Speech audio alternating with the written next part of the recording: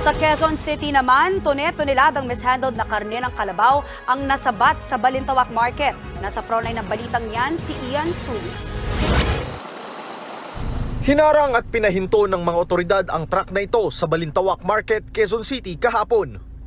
Pagkabukas, tumambad sa mga otoridad ang tone-toneladang mishandled na karne ng kalabaw na ibabagsak sana sa palengke. Napag-alaman pang walang lisensya mula sa National Meat Inspection Service ang slaughterhouse na pinagkatayan ng kalabaw. Dahil dyan, maituturing daw itong hot meat o botya. So ito po wala. Wala po, hindi po natin mapinpoint kung saan galing. Wala pong tatak ng pagsusuri, wala pong dokumento na pinapakita. Ito na sir, ganito karami araw-araw. Based on intelligence gathering na pinasa sa atin, information, ganito binababa doon. Ayon sa NMIS, nasa 12 kinatay na kalabaw ang kanilang nakumpisa.